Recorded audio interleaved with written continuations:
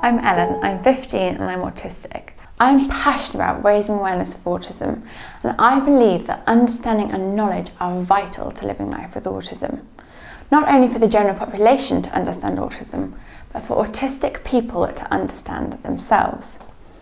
I was diagnosed almost a year ago now, and my journey to diagnosis was a long one. I had 18 months of ill health, and at one point I honestly thought I was going completely mad. Now that I've been diagnosed, it doesn't mean that all my problems are solved and everything's amazing. However, it does mean that I have a reason for why I find some things impossible to do. And it means that I can get the help and support that I need. For me, having a label has been a positive thing. It has enabled me to finally understand myself and accept my limitations. I'm never going to be a party animal. It has also given the people around me an explanation for the way that I am. I spent years hiding, but I didn't know what I was hiding from. People with autism do something called masking. To put it simply, it's where you camouflage your difficulties. We don't choose to do this, but we have to do it in order to function in society. For example, I practice facial expressions in the mirror because I naturally have a very blank face. When I walk my dog in the morning, I rehearse the conversations that I'm potentially going to have in the day. There are many different things that autistic people do in order to function in society. This is why many autistic people can appear completely normal. The reality is, the things that most people do naturally and subconsciously, I have to consciously make an effort to do, which is exhausting. People often say, "But you don't seem autistic." I rarely answer this question, however I often think, if only you could live in my body for a day. Autism is a huge spectrum. It's like your fingerprint, unique to individuals. Everyone with autism will struggle with social situations in some way or another. They terrify me. Body language. There is apparently this silent language that all people understand and communicate with. I have yet to unlock the secrets of it. However, I am told that mine is negative. Then you have small talk. What is the point?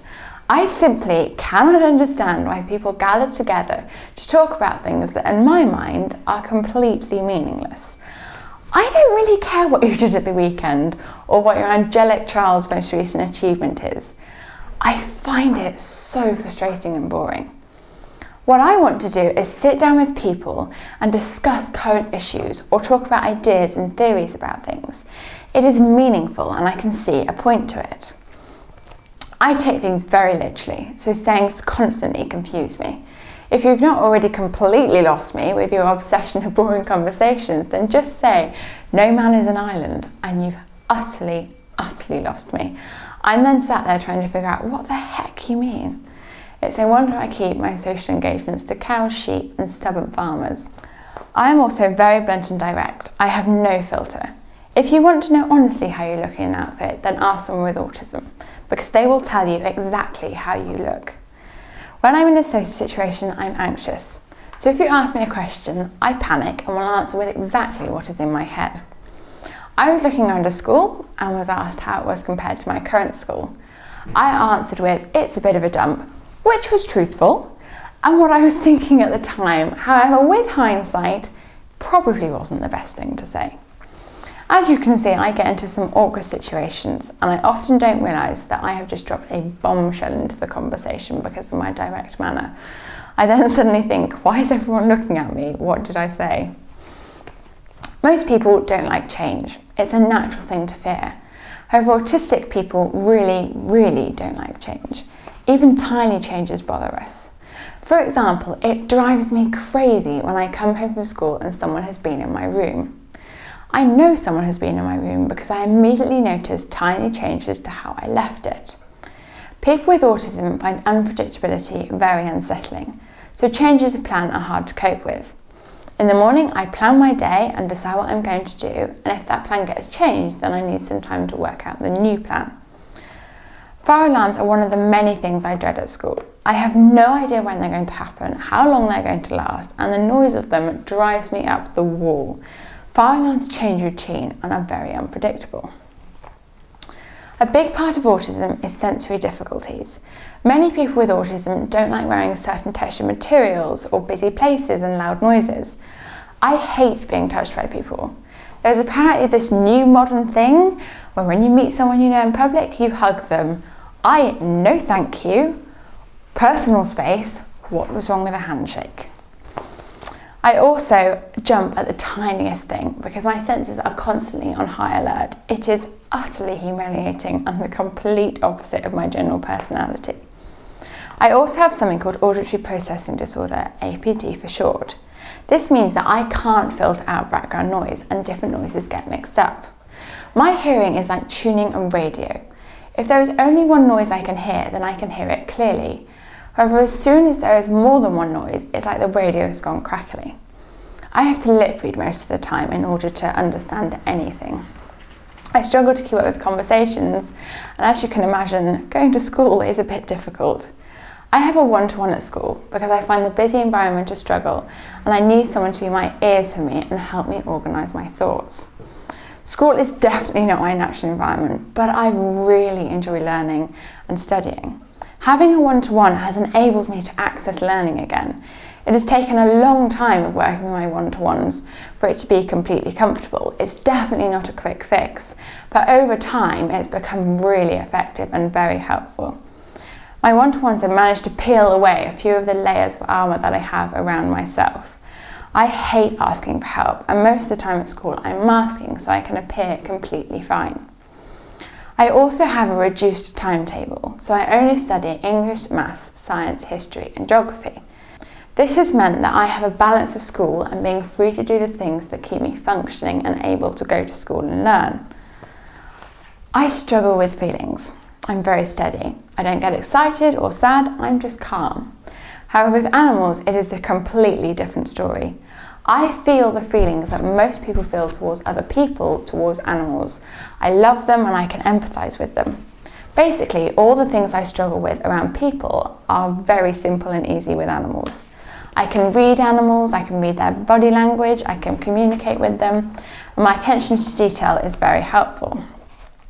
Having autism has made working on farms very difficult, however it can also be a huge asset.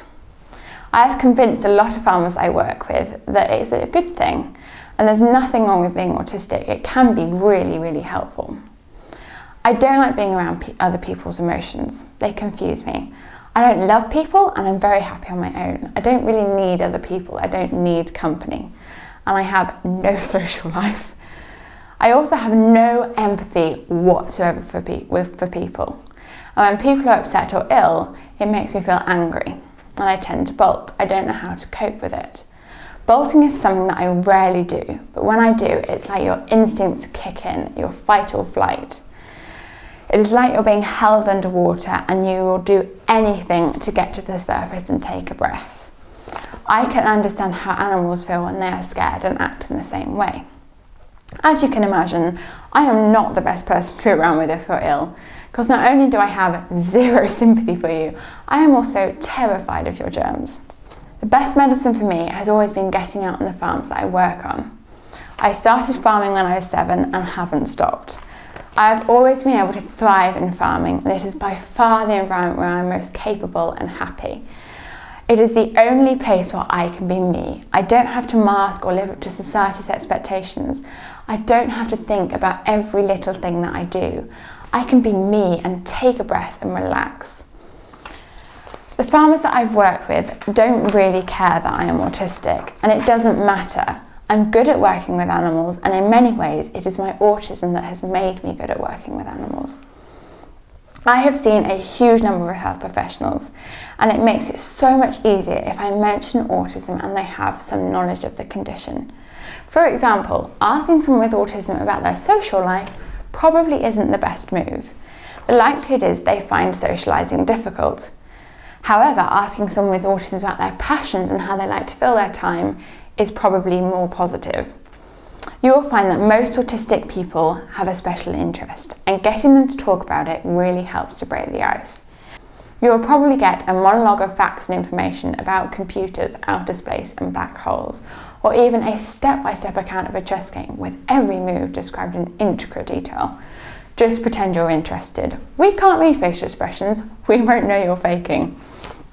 People having an awareness and acceptance of autism makes a world of difference. I find talking about my problems really difficult, but talking to someone who has some knowledge of autism makes the world of difference. I want people to stop fighting the label of autism and accept it. In my journey to being diagnosed, I have met health professionals that have disputed the fact that I was autistic, and believe me, it does more harm than good. It just made me feel like I was being silly and that I should try harder.